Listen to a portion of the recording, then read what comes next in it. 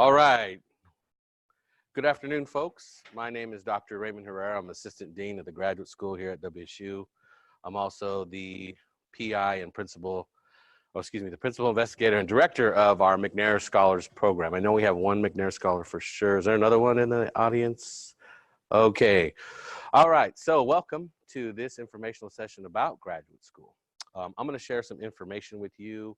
We'll get into it, but there'll be a number of questions I'm sure you'll have afterwards. So for those who showed up early, you have my business card. For those who showed up a little bit later, I do have my business cards here. So if you want to grab one of those after the session today, feel free to email me. We can set up an individual session to talk about your graduate education aspirations. Okay? All right. So let's get started.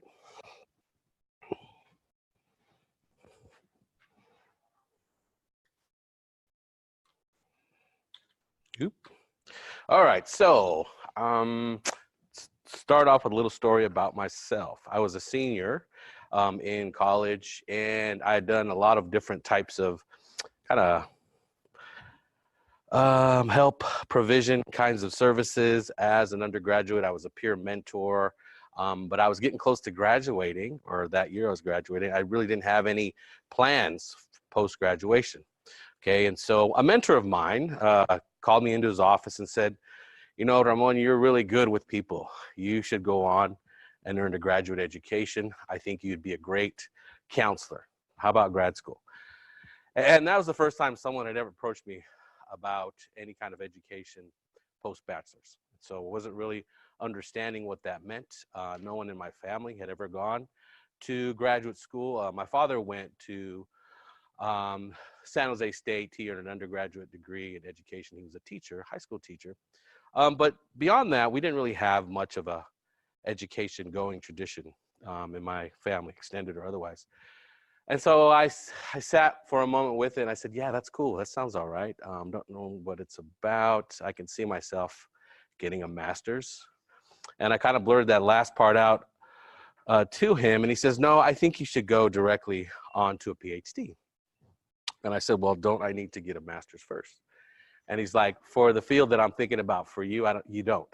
You can go directly from a bachelor's to a PhD. And so this was really opening for me, okay? And so I didn't really have an idea about what I wanted to do, but I left his office, you know, half an hour or so later, determined that I wanted to go to grad school because he said that he believed in me and he said I could do it. And I also wanted to earn a PhD for very similar reasons, okay?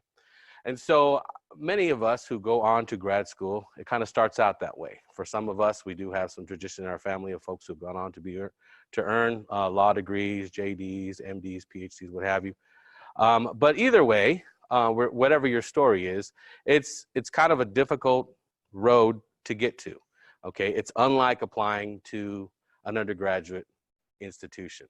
Okay, a lot of moving parts. You're also organizing people in your application, and we'll talk a little bit about that, okay? So before we get into the actual nuts and bolts of applying, let's figure out if we should even be going to grad school. Should I go to grad school? I've listed some common reasons that folks have shared with me over the years, both good and bad in terms of wanting to go, maybe not wanting to go. So what are some reasons? I'll just put that out there. Folks go to grad school. They may be yours, there may be some reasons you've heard other folks share, but what are some reasons folks go to grad school? Yes, sir. Yes, increase in salary, sure. Some fields you do need some additional certification, education, what have you, for sure. Other reasons. So I'm trained in counseling psychology, so I'm okay with silence. Let's get two more reasons and we'll move forward. Yes, ma'am. You want to get better. I definitely wanted to get better. I felt like in my undergrad major, I was just starting to scratch the surface about what I was learning in the area. And I was like, well, this is it. I'm really going to earn a bachelor's in this. I kind of know what I'm doing, but not really. Yeah, you want to get better. You want to know more. One more reason folks go to grad school. Yes, ma'am. You want to be a professor someday. Professors on this campus love to hear that, for sure. Okay, and let's talk about that for a moment. Sometimes folks will come up to me and say, I want to earn an advanced education, but I don't want to be a faculty member. Okay. Okay, that's all right. All right. Actually, I just had a conversation with my dean last week about this. Okay. For a long time, places like WSU and other Research One or research extensive universities like this, the goal was to train all of their PhDs to become faculty one day. Okay. Well, for a lot of different reasons, that's not a really good idea. Okay. First of all, what if you don't want to be a faculty? Okay, that's okay. So we can talk about different career paths too as we go through this presentation. But I do want you to know that a lot of folks who earn masters and PhD, actually most of them, don't go on to become faculty. But if you want to, more power to you, and you can do that. All right. Okay. So I'll share with you kind of 5 and 5 here. This is what I've picked up from folks over the years. A love of learning. So as you had pointed out or alluded to, you want to keep learning in the area that you are trained in as an undergraduate. Okay, knowledge and skill sets. Okay, those go on and on and on. You can never get enough of those. Okay, and so learning at the graduate level takes on a different tone as well. Okay, you have figured out the game as an undergrad. Okay, this is how it goes. I'm the expert up here. I share with you my information. You spit it back to me in the form of a test or a paper, what have you. It's the end of the semester. You get a grade. Have a nice summer. Okay, that's the end of it. At the graduate level, it's a little different. There's a little bit of that goes on, but it's more of a collaboration. Okay, we sit down as a group, discuss readings, critique readings. Oh my God. So we're actually tearing up folks who have written stuff and we're like, there's something wrong with this, okay? It's a way to interact with the material, with colleagues, because you're a junior colleague now of your faculty members, okay? And I felt like grad school was more aligned with what I thought undergrad was gonna be, okay? Us sharing ideas, us talking about things, and coming up with new ideas, okay, in the form of research, okay? At the graduate level, that's where you start to create knowledge. And technically, you're already starting to create it here, right, with the summer research program, okay? But at the grad level, you blow that up, you know, and you create larger pieces of knowledge for the discipline that you're in and in those conversations. You're intrigued by research and discovery. This stuff doesn't bore you. This stuff is something that you do on your own, Google searching, what have you, but you're into creating knowledge. You want to find new ways of doing things. You understand that there are various ways of knowing, and you want to contribute to that conversation, okay? Advanced training, someone mentioned it, and certification. If you want to go on and be some type of specialist in the field, yeah, you'll probably need a graduate education, okay? Whether it be a master's or a PhD or some other kind of graduate degree, all right? Seeking a richer quality of life, okay? This one doesn't get talked much about, particularly amongst faculty members, okay? I was just at a conference with the National Science Foundation that was focused on increasing participation of underrepresented students in STEM fields, okay? And there were various folks from different universities and consortiums getting up and sharing the findings of their programs, outcomes, and so forth. And a common theme throughout was that the students who participated in the program and their programs, you know, at the onset, prior to the program kicking off, they wanted to go on and be research faculty, okay? After working with faculty for the summer, that percentage went a little bit down, okay? It kind of dipped a little bit. It didn't dip a lot, but it dipped some, okay? And what we're thinking is that, you know, particularly for you, having a summer experience with the faculty here, you get a glimpse into what life is like a faculty. Now, there was, another colleague of ours who has written books, on life of faculty, and she shared some of her data. And in fact, faculty do report, a richer quality of life. However, there are other ways of having a rich life, outside of being a faculty mentor, or excuse me, a faculty member. Now, a lot of studies out there that point to correlations around folks who have increased levels of education with this richer quality of life. Okay, so essentially, the more education you have, the more folks report that they have a richer quality of life. Things like earning potential is one, perceived contributions to society, and another one that came up that's surprising is the quality of relationships. Okay, not just with close personal family members, but with colleagues, with neighbors, and so forth. Why might that be? How is that why might that be a correlation? Higher levels of education with better relationships. What's the connection there? Why might that be?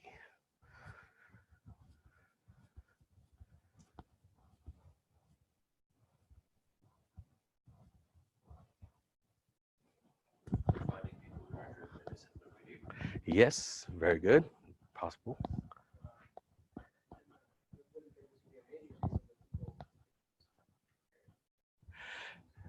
Sure. Yeah. So a lot of it is associated with the company that you keep. Okay. And so, yeah, folks with higher levels of education are going to be smarter, not always, but sometimes, mostly. Okay. And so it really depends on, the communities that you're creating. So, for example, here in a college town like this, okay, there's probably going to be fewer incidents in communities or in neighborhoods that involve conflict and some or similar things, because folks are here kind of for a similar reason, shared reasons, and so forth. Okay. All right. And then the last one, we've talked about that, increased earning potential. Okay. There are outliers. There are folks who don't go on and or have any kind of formal education and are able to earn quite substantially. But for the most part, in generalities, the more education you have, the more earning potential for sure. Reasons that maybe are not so good. Okay, not sure what to do after undergrad. Okay, I participate in a number of graduation ceremonies here on our campus, small, large, and you can always kind of tell those students who are moving across the stage who have no idea what is going to happen tomorrow. Okay, and then you have those folks who are like, they're set, they know what they're going to do, and so forth. Okay, and so even amongst undergrads who have very high GPAs and all of the other indicators that would suggest that they're successful, it doesn't necessarily mean that you're going to do well in grad school, or that grad school is maybe something that you should be considering. Okay, and so you do have to be planful about grad school, and part of that plan is understanding if it's going to be a good fit for you. Someone else thinks you should go, and so this is related to someone saying to you, I think you should go, and you not really having any thoughts about that yourself. Okay, you don't want to be doing it to please others because it is quite a commitment. Okay, not just time-wise, but in terms of resources and so forth. Okay. You don't want to look for a job. That's often tied to number one there. You want people to call you doctor. Probably not a good reason to go to grad school. And you're only in it for the money. Okay, so increased earning potential is really the only reason that you're wanting to go to grad school. So these are some that I've compiled over the years. There are some others on both sides, here, but for the most part, these capture most of those reasons. Okay, let's move forward. So let's assume that you've moved through this equation for yourself and you figured out, yes, I want to go. So now what? All right, so let's talk about that. The first thing we need to do is figure out the best fit and match for you, okay? So there are over 4,000 institutions of higher education in the United States. Okay, there are over 400 who grant PhDs. Okay, so that's a lot of schools to look through. Okay, and not every school is going to have a program that's a good fit for you.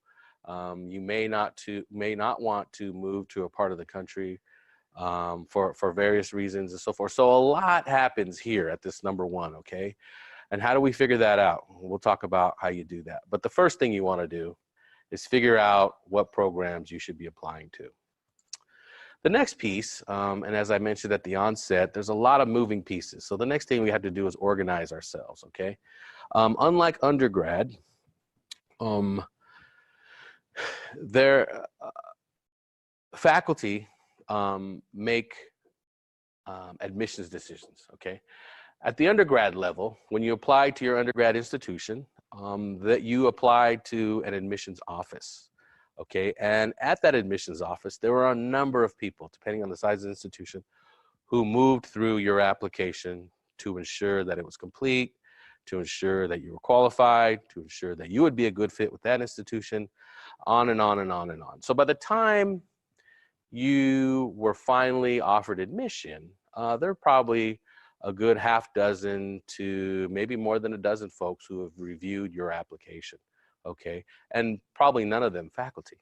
Okay, we're talking about admissions officers. Okay, at the grad level, faculty are the ones who make the final decisions. Okay, and so while your application might move administratively through a graduate school or a graduate college, that application is forwarded to the program that you're applying to. Okay, and so you have to ensure that all of those pieces that you assemble into your application, are solid, free of any kind of silly typos or anything like that, and are going to capture the attention of in this case, the admitting officer or the faculty in that particular program. Okay, so we'll talk about organizing yourself, but I just wanted to give you some insight behind the scenes about that. And finally, pressing submit. I work with a number of students throughout the school year who are applying or thinking about grad school. And I want to make clear that recruiting for grad school, and so you're going to be recruited, you're already starting to get recruited, but then also considering graduate school is a year-round process, okay? There's no seasons really anymore, okay? There's a deadline that you'll have to meet for your application. But in terms of finding out information, or is it too early? Folks are worried about that. Oh, is it too early to reach out to faculty about working in their lab? No, it's never too early, okay? But I'll help students every year kind of move through all this stuff. They figured out, a number of programs that they're going to apply to. They get everything organized. But for some reason, they get gun shy, they get cold feet, whatever you want to say, and don't press submit, okay? And when I've talked to some of these students afterwards, and I'll ask them, why didn't you submit your application? Typically, their concerns are concerns that they anticipated happening, okay? Things that they're worried about already being there, okay? They're worried about funding. They're worried about all these things, assuming that they were going to get in, okay? Well, I guarantee you that you're not going to go to a school or a program if you don't submit the application, okay? Submitting an application and choosing to accept that admission and going to that school, really different phases of this whole endeavor, okay? So I don't know that anyone is ever 100% sure about these programs that you figure out that you're gonna go to or that you even wanna go. But I would encourage you to submit those applications anyway, because once you submit, you're still in the game, okay? They could admit you, they can provide you with full funding, it could be an awesome place, but for some reason, whatever it is, internal, external, you decide not to go, you have that decision before you, okay? If you don't submit it, you don't have that decision to make, okay? All right, so how do we figure out best fit and match? All right, so we're looking at three things here. So training in people, cost and location, and finally admissibility. Okay, training and people. Okay, graduate school, you could see that as somewhat of an apprenticeship. Okay, you're working with experts, or you're applying to work with experts in your chosen field. Okay, it's going to be typically a small group of people or a small cohort that's going to be admitted with you. And they'll start with you most likely. Hopefully, you'll all finish around the same time. And so what the faculty are looking for is that small group or that cohort for that given year. Okay, and so the numbers vary from program to program, discipline to discipline, but I do know that there's always more applications than there are spots. Okay, and so they're looking at you, but you also, it's a back and forth here. You're looking at them. Okay, and so is it the type of training that I'm seeking, and are the people there who are going to support that training, whether they be faculty, administrators, support staff, do they seem invested in me? Do they seem to have my interests in mind? Okay, how would we figure that out? How do we figure out if those folks, have my best interest in mind, and that training is what I want to seek out, or what I'm seeking? How would we figure that out? A few different ways.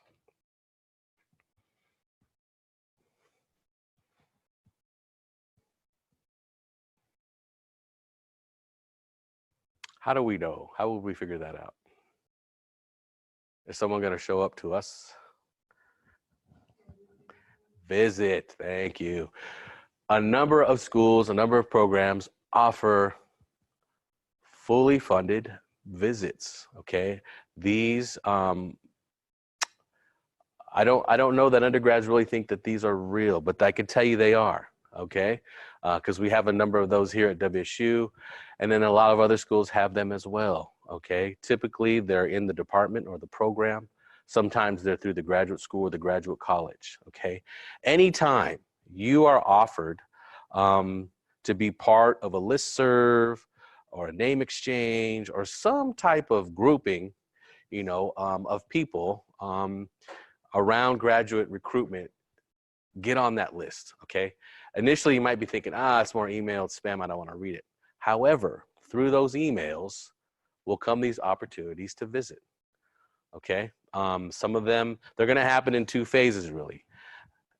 Late summer, early fall, and those are more kind of prospective applicant visits. Okay, and then later on, maybe January, February, March, when they might be more kind of close the deal kind of visits, or part of your interview. So many graduate programs are going to an interview as well. Okay, and so they're inviting folks to be interviewed on their campus, and that might be part of the visitation program. Okay, there's nothing like going out. If you can afford it, you figure out how to get there.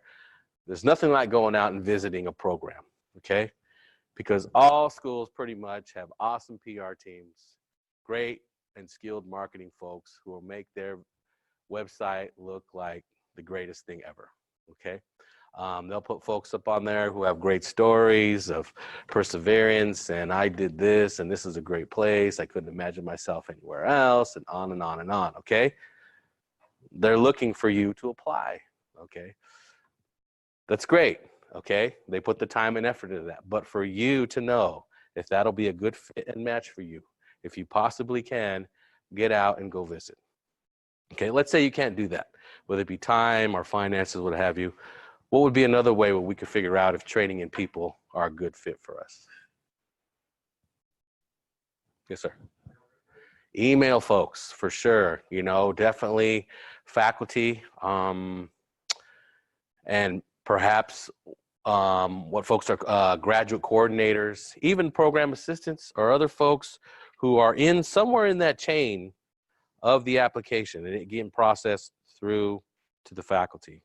Okay, you want to be really nice to everyone, in that chain of communication. Okay, definitely emailing folks. You can get a lot revealed to you through an email. Okay, a complaint I hear a lot from students is that, well, I emailed someone and they never got back to me.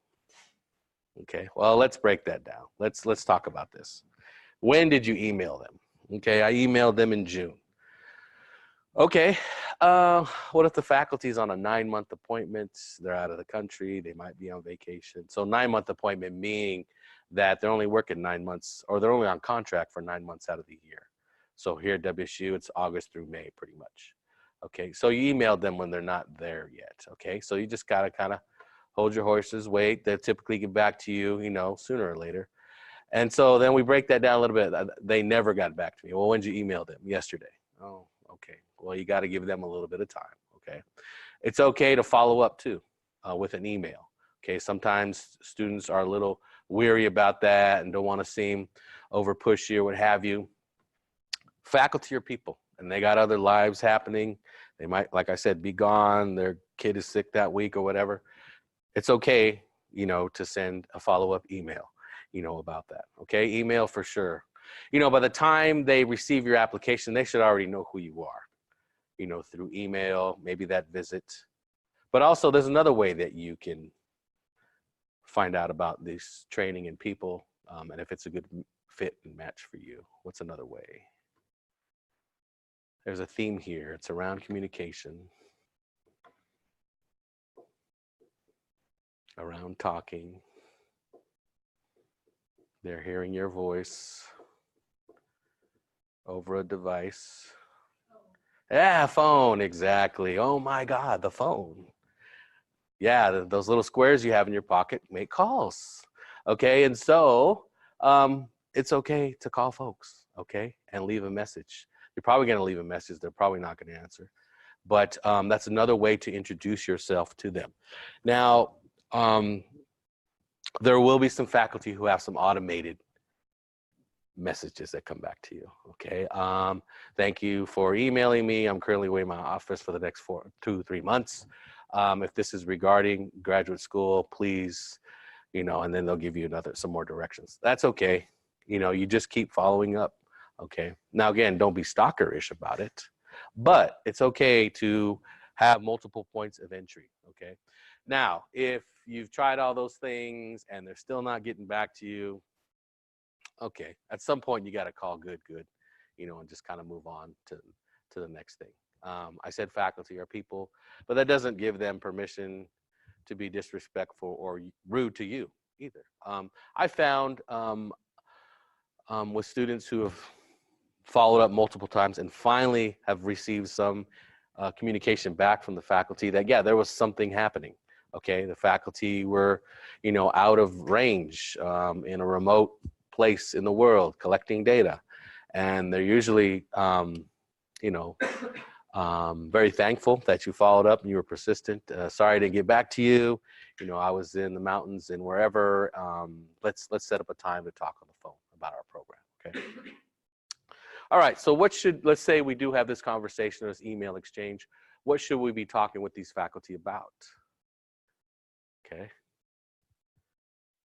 So the initial thing is, I'm sure after, you're looking at research that you're wanting to do and you find this faculty person at X university, and then, so you get on the phone with them, then what? Okay. What should we be talking to them about? Yes, ma'am. Excuse me? Admission requirements. Okay. We could talk about that. It's going to be posted on the website, probably. But if it's questionable, if there's something borderline, or if there's something you want to know more about. So, for example, the latest thing is GRE scores, okay? A lot of research out there that suggests GRE scores are not the best indicator of success at the graduate level, okay? It's really a better indicator of someone's the zip code that they grew up in and income level, okay, as they were growing up. Other than that, it's really not a good indicator of much, okay? But some programs are still requiring it. Now, I say some. Fewer and fewer are requiring it every year, okay? I run a recruitment summit here on our campus for graduate programs who are looking to recruit directly. And I do an informal poll every year and ask them, how many of you are requiring the GRE for this coming year? Every year, fewer and fewer hands go up. So it's down to about 50%, and that includes STEM, okay? And so while some of the programs may not require it, some do, so I would still take the GRE for sure, but that's certainly something that you can ask them about, okay? Let's talk about the GRE. How much is that weighed into your application, okay? So we have admissions requirements. What other things what might we talk to these faculty about? Probably going to talk about the science that they're doing, right? Okay. You should have read an article or two of theirs that they've written recently. That's a good talking point, a good entryway into talking with them. Okay. So what else? There's one thing you want to talk about. Sometimes folks are shy about talking about this. But no one can go to grad school without it. Yes, ma'am. You could talk about yourself, sure. You know, why you think you might be a good fit, okay? That's after you've established some rapport, okay? There's a key here. Sir, go ahead. Funding, yes. No one goes to grad school without funding from somewhere, okay? And a lot of times undergrads are shy to talk about that, okay? Let me give you some inside scoop, okay? If you stay in STEM and you go to grad school, definitely straight to a PhD if you can, there's no reason that you should be paying for your graduate education, okay? There is a lot of money in STEM, particularly right now. There's big pushes in the public sector, the private sector, to fund more scientists through graduate education, okay? Ask about it, okay? It's an appropriate question. They don't expect you to go to grad school and pay for it out of pocket, okay? And that's another clue too. Let's say you ask about that and they get a little bit put off about that. Why?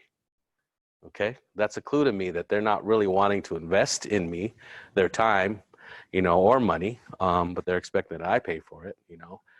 What's up with that? Okay, so yeah, ask about funding, okay, multiple types of funding. We'll talk about the difference between internal and external funding. Okay, and finally, admissibility. Okay, what does that mean? How likely am I to get into this program? It kind of goes back to, I'll go about cost location, but admissibility first. It kind of ties in with training and people, okay? We had a dean of the graduate school about 5 years ago who would tell a story about the student who applied to his program, anthropology, who had nearly perfect GRE scores, 4.0 GPA, glowing letters of recommendation, but they did not admit her, okay? She started out great in her statement of purpose. You move through it, and it turns out she wants to do research on or in ocean archaeology, okay? There's no ocean here in Pullman, Washington, okay? So no one would be able to mentor her here, okay? And so what that student failed to do was figure out if this was a good fit for her, okay? So it sounds like, oh my God, how could she do that? You know, folks do that all the time, okay? And so you have to figure out, you know, you have to do your research ahead of time. Don't assume, you know, that all the programs you're applying to are going to be a good fit because you have great scores, great grades, what have you, okay? Okay, let's go back to the second one there, cost and location. Cost, yeah, I mentioned that funding should not be an issue for you if you're planning now. I mean, you don't want something to be outrageous for sure. It should be, you should have all of your costs covered. Okay, there are ways to do that. We'll talk about that. And then location. Okay, sometimes this is important, sometimes it's not.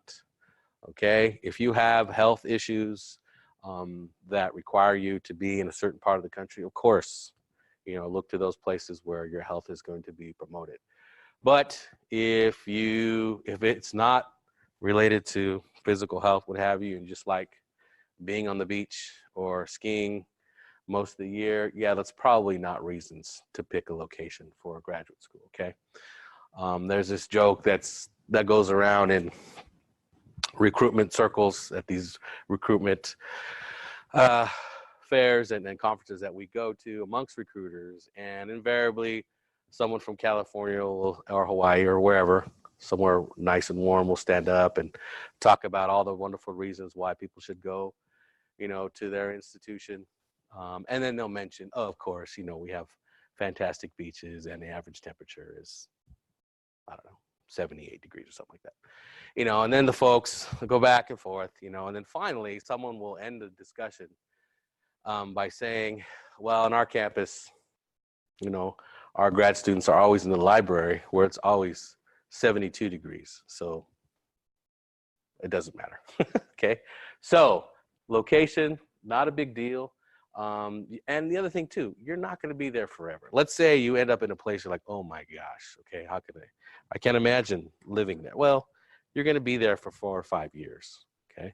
It's not forever. It goes fast. And so if you can put up with a place, if the training and the people are a good fit for you, you want to apply to wherever that's going to be. Okay. All right, so let's talk about this. Here's a visual representation. We're going for that sweet spot in the middle there. It might be around here, maybe around here, maybe around here, but this is where we're going.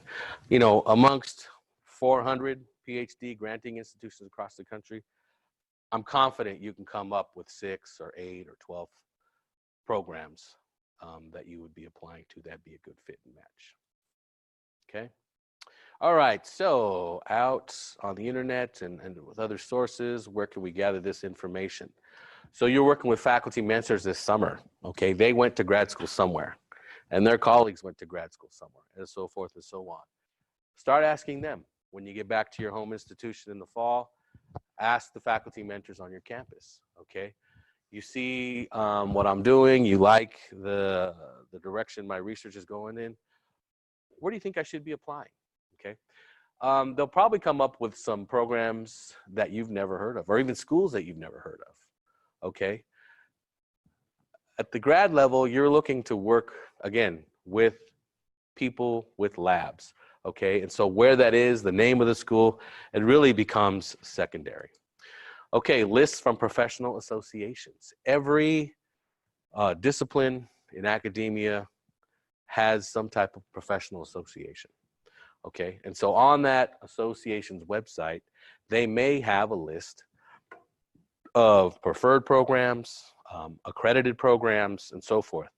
Okay, so take a look at your area's professional association and see if they do have a list of graduate programs that you should start looking into. Okay, current postdocs and grad students, they were very recent, in this whole process. Okay, so they gone through what you're going to be moving through when it comes to applications. So talk with them. They're going to give you the real scoop. Okay, faculty sometimes will try to sugarcoat it because they want you to apply. Okay, that's the truth. Grad students, they'll let you know. Okay, oh man, don't come here. This dude's an asshole. Or oh, I should have went there. Or this is an awesome place. I love it here. This is why. Boom, boom, boom, boom. Okay, and probably things that are not listed on that program's website. Okay. Career and graduate fairs. Now, grad fairs are kind of a last generation recruitment tool.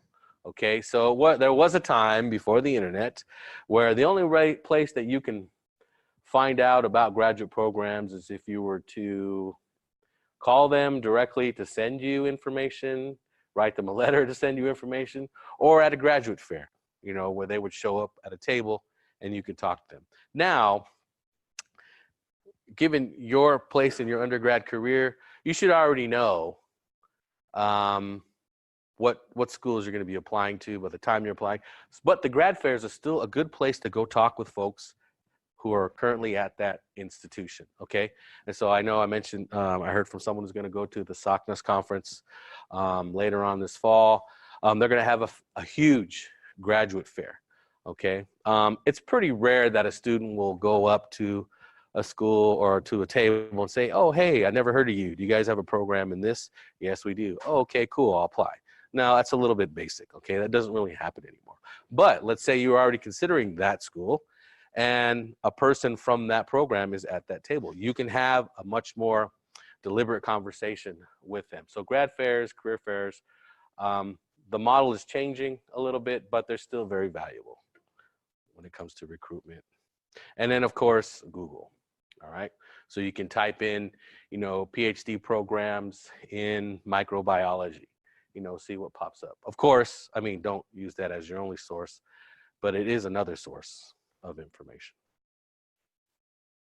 And then again, I mentioned the visits or the virtual open houses. Those are happening too. Okay. And so what that is University of Central Florida does this. There's some other schools that do it where they'll have a virtual open house. They'll send you an invitation. You sign up, you register online. They'll send you a link, you know, to a Zoom or to some other program or app or something. Then you log in at that particular time, and then they'll have someone on the other side, either from the graduate school or from that program, and they can talk to you about their offerings there, academically and financially. Questions so far? Yes, ma'am. Yeah.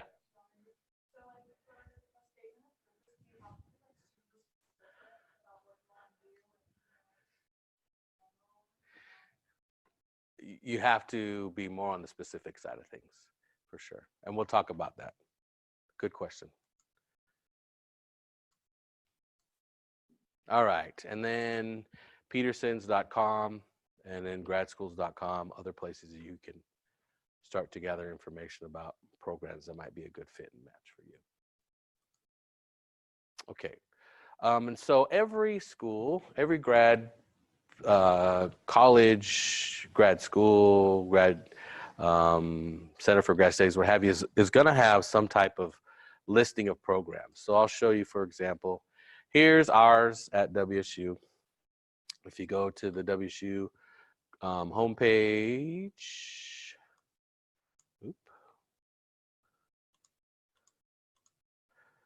and then it has degree programs here, and there's a whole bunch of them, okay? So you can do it this way. I'll just pick on molecular biosciences, MBS. Okay, and so it'll show you that they have a master's, they show you have the doctorate.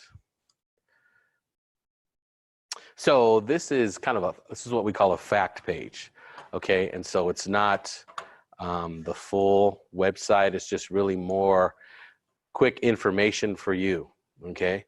So it tells you that they have faculty working with students, 65, number of students, okay? So that's a pretty good ratio. So most of their faculty are probably not working with students, okay? Which means that, you know, the students who are there are probably getting a lot of attention, okay? And then look at this, students receiving assistantships or scholarships, 100%, okay? Has the deadline, it's on the Pullman campus, and the test required, so where you see this TOEFL, this is for international students. And then this GRE, we talked about that. So it's just the fact page. If we wanted to find out more, we go to the actual homepage of MBS, Molecular Biosciences. Here you can look for more information. You definitely want to go to the people, see what faculty, you know, are in that department and so forth, okay? So this is just one example, one way to kind of start looking, and this is just WSU's. So, you know, I mentioned, you know, over 400 institutions who are granting PhDs.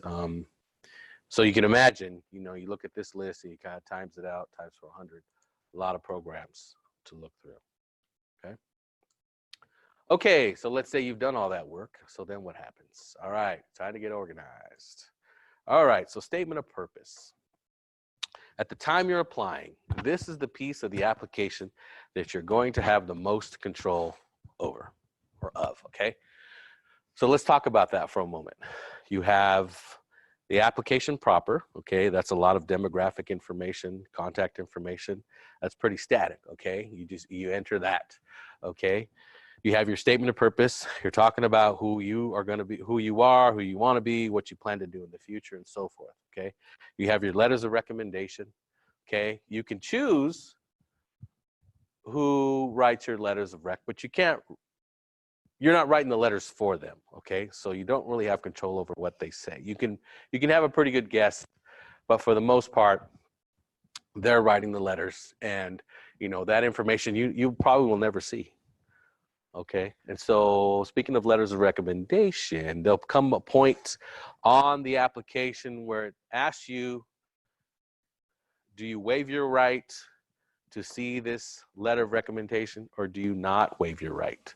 Meaning that you want to maintain the right, or you're going to request to see that letter later on. Okay. In the culture of applying to graduate schools, which box do you think you should check? You waive the right, you do not waive the right. This tripped me up when I was applying, because I don't waive my rights for anything. Okay, but in this case you do. Okay, and so what is it saying? You're saying that you trust what it is that this person is going to write about you so much that you waive your right to see it. Okay, all right, so not that that's going to make, or anyone has ever said that makes a difference when someone's applying to a grad program, where the right was waived or not. That is the practice, accepted practice, or the practice that's looked upon the best when you are applying. Okay, now you can not waive it if you don't want to. That's fine. Nothing's going to happen, I'm sure. Does anyone not understand that concept? It's kind of weird. It's kind of backwards, particularly for folks who want more rights. Okay. All right. Statement of purpose. So we talked about that. What other pieces? GRE scores. Okay. Those are done by the time you apply, so you can't change that when you're applying. Same with your grades, your transcripts. Those are water under a bridge. You submit that form, and that's that. So statement of purpose. Okay. 3 things you should be communicating in your statement of purpose, to graduate programs. Okay. Who you are, why that program, and third, and most importantly, and the piece that most students leave out, what you plan to do with your PhD once you've earned it. Okay. Sometimes folks are really good at talking about themselves, and in this case, we're talking about our academic self. Okay. They don't care if your favorite animal is a unicorn and you like the color purple. That's not tell me about yourself that they're talking about. Okay. Talk about your academic self, your training to this point, why you're interested in this field of research, and so forth. Okay. Why that program, why it's a good fit. This is where it gets real specific. Okay. This is where you're able to tailor each statement of purpose to that particular program, or to a particular program. Okay. It's going to be real evident if you do stuff like to whom it may concern at the top. Oh, that means you didn't even check out who you were writing to. Okay. You should say, at the very least, dear selection committee, right? If not, dear chair of the program, name whoever that is. Okay. Dear Dr. So-and-so, or dear whoever, if you happen to know who's on the selection committee that year, you can address it to them. That's kind of, close to the best information, but you want to, if you can, personalize it as much as possible, because that communicates to the selecting officials, in this case, the faculty, that you did your homework about that program. Okay, so you want to talk about, why this program. You talk about the research that's happening there. Now, should you point out in that letter who you want to work with? Yes or no? So you did all this work, you found, 3 folks there. Should you talk about those 3 folks? Should you not mention any names? Should you talk about one person? What do you think?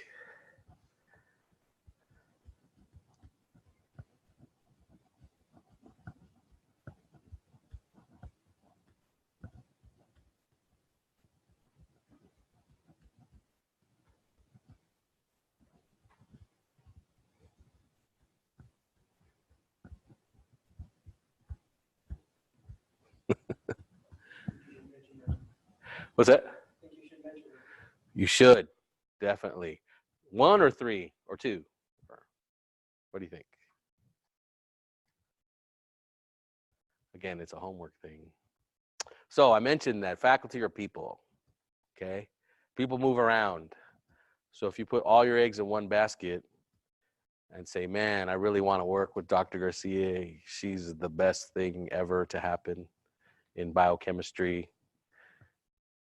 and then they read your statement of purpose, and Dr. Garcia just took a endowed chairpersonship at another school. So then what happens? Oh, can't go there. So mention the 3, okay? If you came up with 3, probably no more than 3. I doubt that all 3 are going to move in 1 year. But you should mention multiple in the same area, okay? Or related areas for sure, okay? But don't put all your eggs in one basket.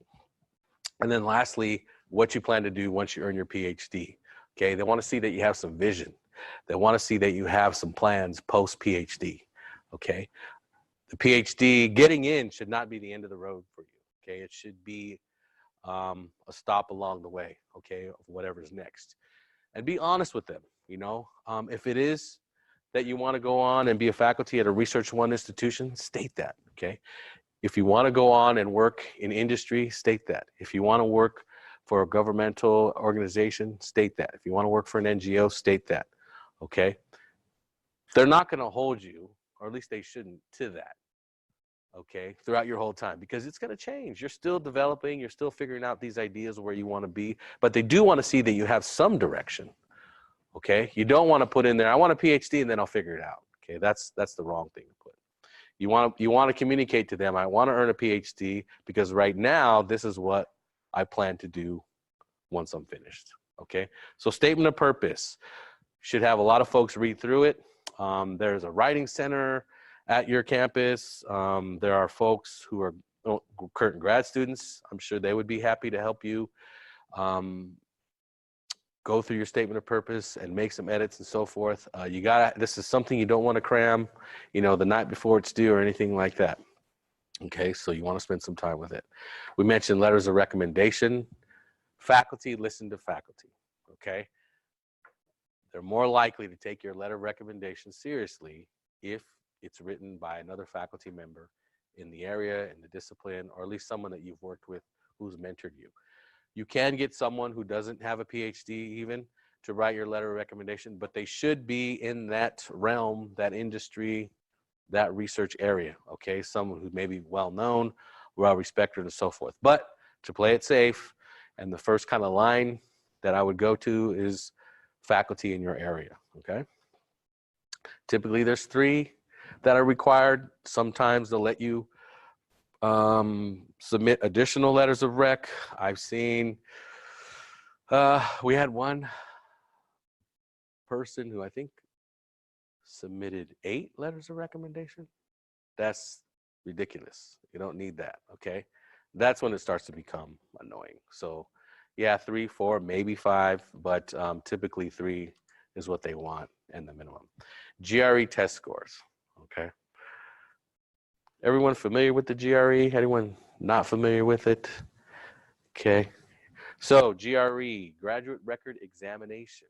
Okay, this is the most widely used or required standardized test for grad programs, across the board, regardless of discipline. Now, fewer programs, like I said, are requiring it, but it's still out there. So my suggestion around the GRE, take it, okay?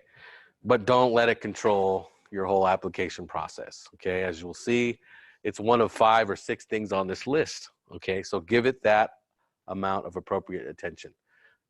The statement of purpose is the thing that you should be concentrating on the most at the time you're applying. The GRE score, yeah, I mean, it's important, but it's not as important as it used to be, okay, for a number of valid reasons that I had mentioned already, okay? So the best way to take it, the first thing you should do is to sign up for the actual exam and then plan backwards, okay? So for a lot of students that I work with, I have them take it the summer prior to them applying to grad school. So for a lot of them, it'll be this summer, okay? So if they're gonna take it July 21st, you know, they sign up, let's say tomorrow, they have about a month and a half to prepare. Okay, so that gives you an end date. Okay, now over that month and a half, you don't need to go crazy. Okay, no 4 or 5 hour sessions. You know, that's I don't think that's necessary. You start to get used to it. You start to get familiar with it. Preparation materials. Now, the GRE is big business. That's why it's still here, okay, really, because there's a lot of money being made off the GRE, not just by ETS, but by test preparation companies, okay? That's a big lobby. They're not gonna, the GRE, while it's going away, it's not gonna go away, I think, entirely for quite some time. So it's still around, but I can tell you, I've looked at a lot of and purchased a lot of these different types of testing materials, these different companies. There's nothing magical about any one of them, okay? The only difference that I found is the price, okay? The free stuff that you find online is just as good as the stuff that you're gonna pay $1,200 for, okay? I've looked at a lot of this stuff, okay? I prepare McNair Scholars to take the GRE. This summer, it's all curated stuff online, okay? We went from like, you know, top end stuff where we sent folks to these retreats and all this kind of thing that cost a lot. The scores compared to the free stuff, yeah, they're the same, okay? So my suggestion to you is I don't think you need to purchase anything. You know, there's a lot of stuff out there. Even on the ETS website itself, there's free online preparation materials, okay? Including 2 free practice exams, okay? There's no reason that you should be buying stuff, okay, for this test, especially, you know, if the importance or the weight of it is going down in this whole application, you know, endeavor process. A lot of free stuff out there, use it, okay? Transcripts, essentially your grades. Now, they'll typically want them from all of the higher education institutions you attended. Okay, even if it's you took 1 class in high school at the local community college, they want that transcript, okay? So plan for that. Transcripts are kind of a funny thing when it comes to money or how much they cost. Some are free, some are not, okay? And also the timing of them. Some will get there overnight, some will take 2 weeks, okay? So you just need to plan for that, but they'll typically want every transcript from every higher education institution that you attended. Now, speaking of price, a lot of graduate programs, graduate schools are allowing you or letting you submit unofficial transcripts with your initial package of application materials, okay? So they recognize that costs can be an issue for some folks, okay? So if it's 75 bucks a piece or whatever it is, times that number of schools, that's quite a bit of money. So they're allowing you to submit initially for evaluation purposes, unofficial transcripts. Now, if you get in, if you're admitted to that school and you accept that admission, at that time is when they'll ask for the official transcript, okay? So be aware of that. Look closely, read the fine print. If you can get away with submitting the unofficial transcript for free, could save you a lot of money. Okay, create an account for each application, okay? At every school, there's gonna be some kind of portal, some kind of website where you go in, you know, set up your user and password, you know, and that'll get your application going, you know. There is a cost to applying to grad school, okay, for these applications, okay? It's gonna vary from $50 to $125 per application, and if you're applying to 6 to 8 to 12 schools, That can be costly. Now, you're in an advantage situation. Folks are trying to recruit you to apply to their schools. Ask them if they have an application fee waiver, okay? Sometimes it's listed on the website, sometimes it's not, okay? It never hurts to ask for an application fee waiver, okay? Now, as attendees of this very special presentation, email me and I will waive your application here to WSU if you decide to apply here, okay? Some of you have my cards already. My card's up here. So if you want that, come on down. I'll give you one of those. All I need from you is your name, that you attended this session, let's see, what else? The lab that you're working in this summer, and that you're applying for this coming fall. For those folks who are listening in on Zoom, just send me an email at Raymond, my first name, at wsu.edu with the information I stated, and I'll go ahead and get that waived, that application fee waived for you. Questions about that? All right, you're welcome. Okay, so how do I pay for this? A full funding package. Okay, a lot of moving pieces here. I think, you know, maybe a more predictive measure or prediction of success in graduate school would be your ability to handle the application process, because there's so many moving parts, so many people you have to organize, coordinate. A lot of those skills you're going to use in grad school. So let's talk about funding, salary, okay, or stipend, okay. Again, because you're in STEM, you should be expecting or moving towards getting provided a full funding package, okay. The first thing for sure, a paycheck, okay. For many grad students, this stipend or the salary is provided because you're providing something back to the institution, okay. An institution as large as this or larger or even smaller cannot function without the labor of graduate students, okay. A lot of research happening here, a lot of services provided here, okay. And so you're going to be compensated for that, whether it be in a lab, whether you're teaching a class, whether you're providing some type of academic advising, career counseling, whatever. There is a stipend available for you through those kinds of assistantships. And we'll talk about what an assistantship. Health insurance, ask about that, okay. Here at WSU, it's a fairly good package, okay. Medical, dental, and vision, okay, is included in part of your assistantship. A non-resident tuition waiver for the first year. If you're coming from out of state, most grad students attending will be. So that first year, your non-resident and your out-of-state tuition will be waived, with the expectation that first year you're gaining residency, and then resident tuition waiver will be provided in subsequent years, okay? So your tuition will be waived.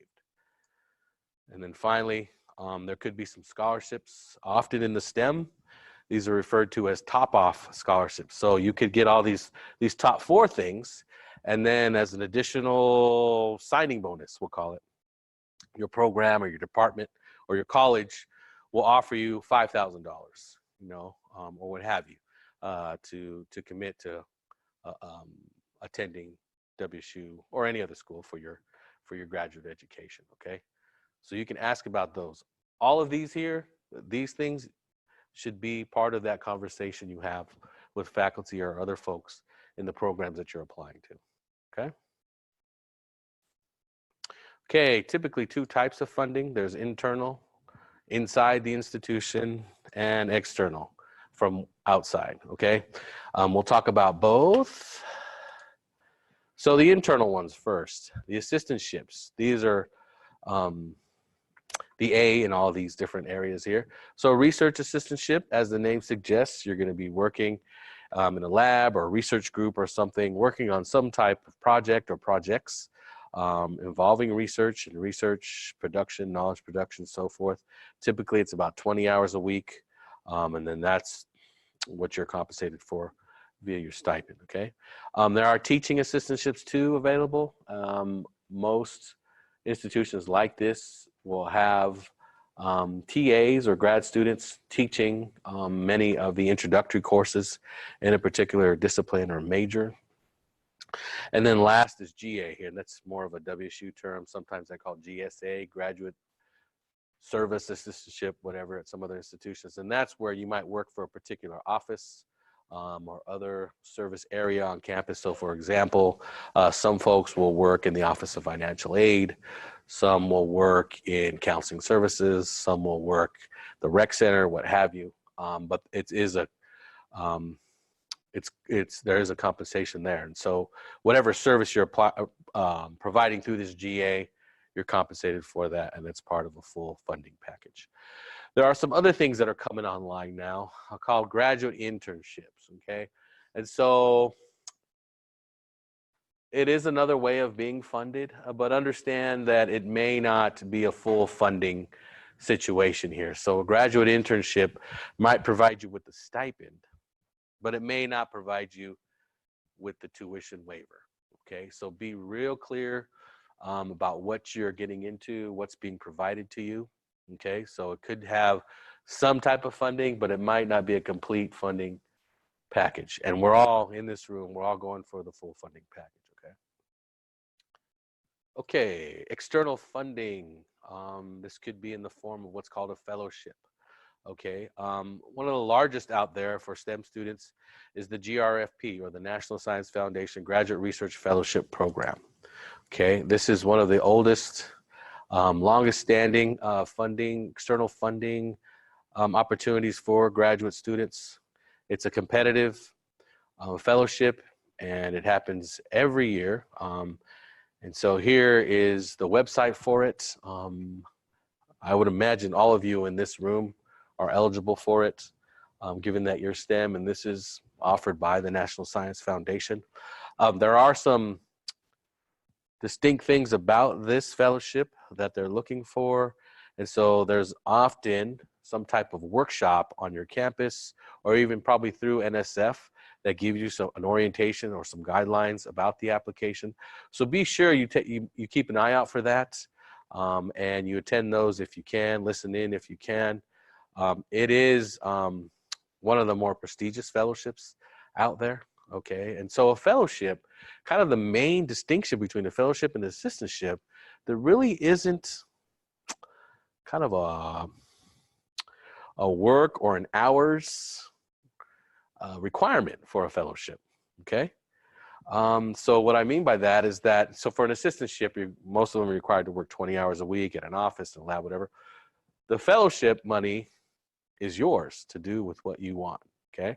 I know they have an annual conference, I believe, that you would need to attend, and that's, I'm sure, funded by them for you to attend. You present on your research, kind of what you've been up to. But there isn't, this work piece that's tied to it, okay? And so that's one reason why fellowships are seen, as prestigious. There's another one, it's called the Ford Foundation Fellowship. And this is open to all areas, all disciplines. These are some of the sponsoring bodies, these national academies here. And so the announcement and we would all be pre-doctoral program for the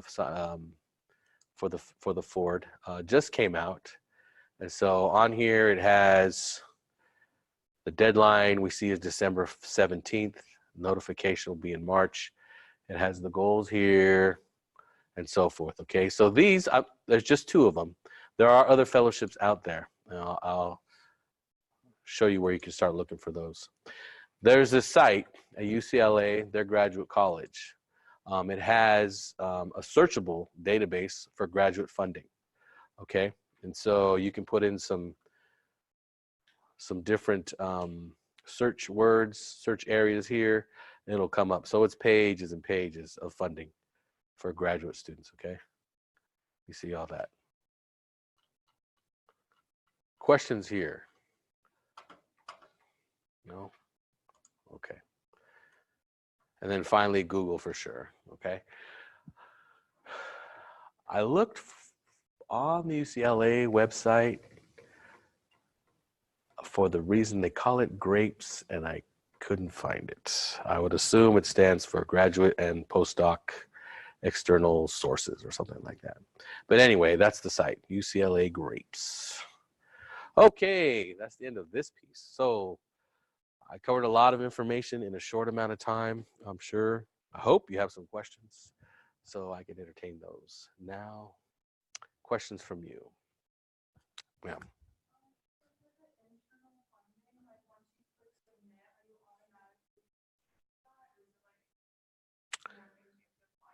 That's a really good question. And it's going to depend on the institution and the program and how their funding is set up.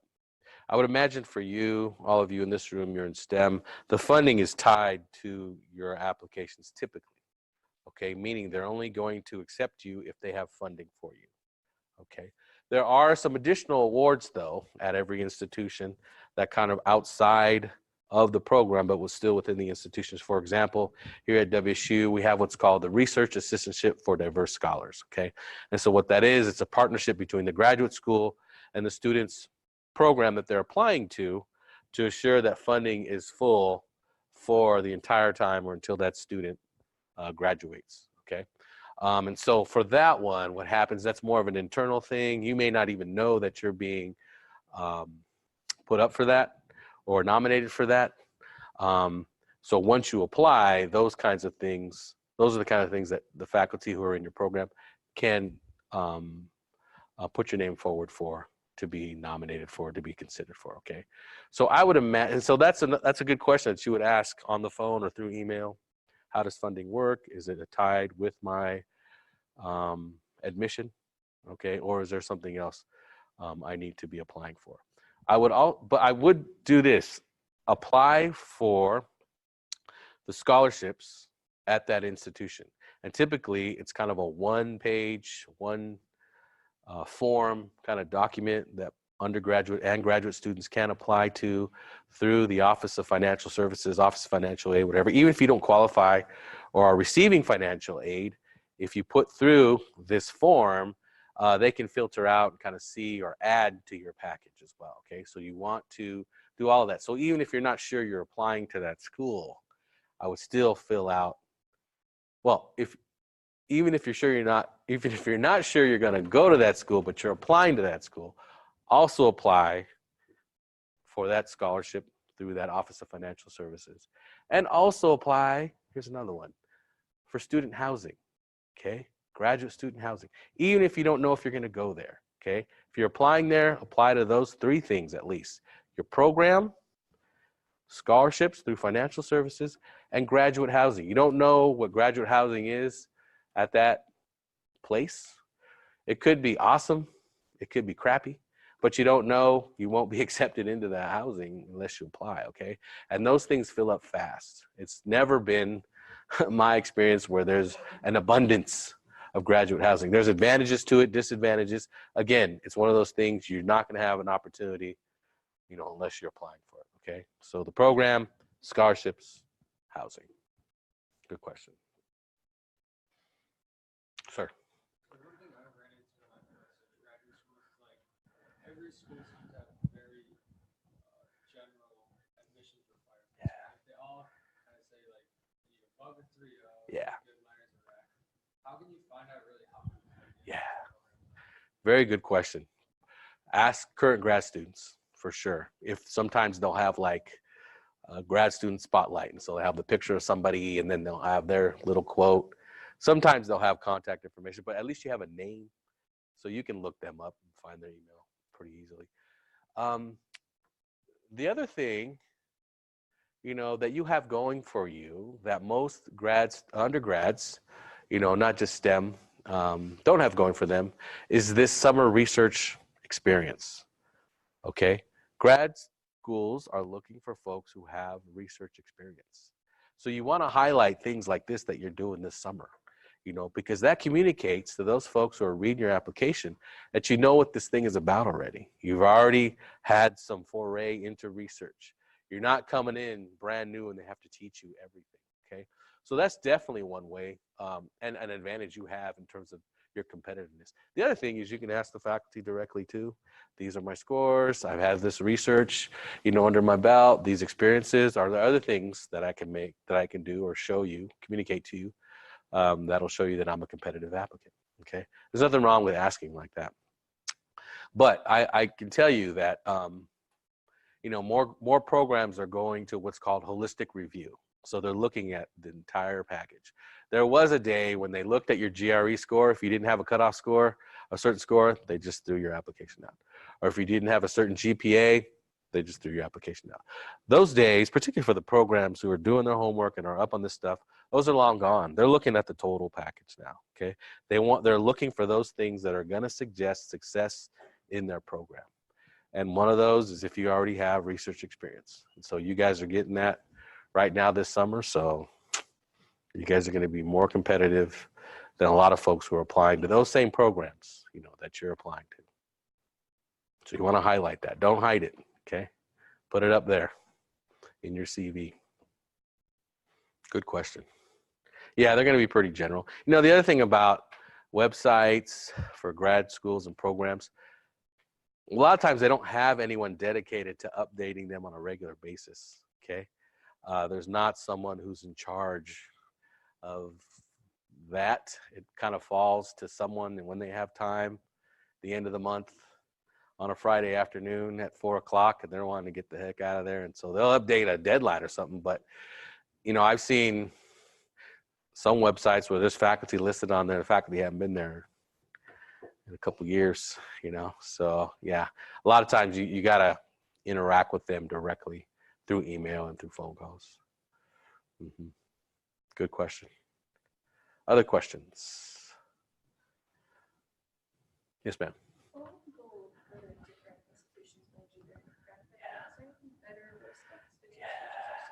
Yeah, that's changing too, just like the GRE. There was a time when it was like, oh, you had to go somewhere else, okay?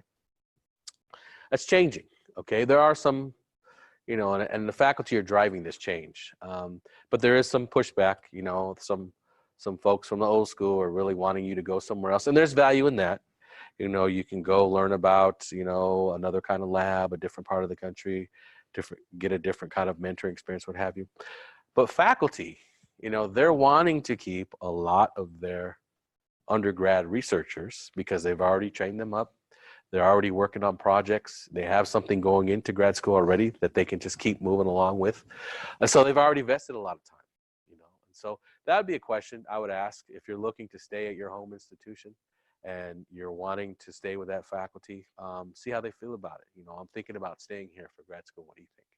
Okay, and so they'll give you an honest answer, hopefully. If they're saying yes, well, of course, you're going to stay here, or like, I never thought about that. I mean, that's a clue too. But it is changing. There was a time when you had to go somewhere else. Now, a lot of faculty are wanting to keep their undergrad researchers, for their grad programs. Mm-hmm. Good question. Other questions?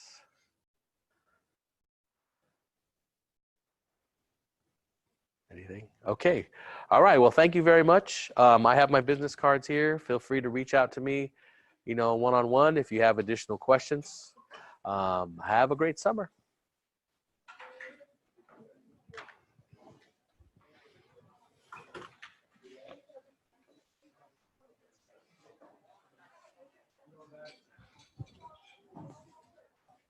Stop this.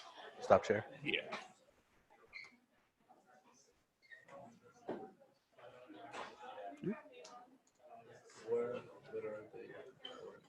What are students looking for in a grad? Oh, sorry. Oops. What are they looking for in a grad student? Okay, cool. I can answer this real quick. Do you know who that is, by any chance? Oh, Sarah. I can look it up if we have the name. Oop, Oh, sorry. No, that was I keep on forgetting this is a text. Oh, is it? I don't know why it's not coming up. Sarah, are you still there? Oh, maybe it's. I think we stopped. Oh, okay. Yeah. Oh. Oh, okay. Wait, Spanish. Oh. Yeah, she left. Oh, okay. Yeah. Shoot. All right. Yeah. Cool, man. Cool. Well, I appreciate it. Yeah, man. That was fun.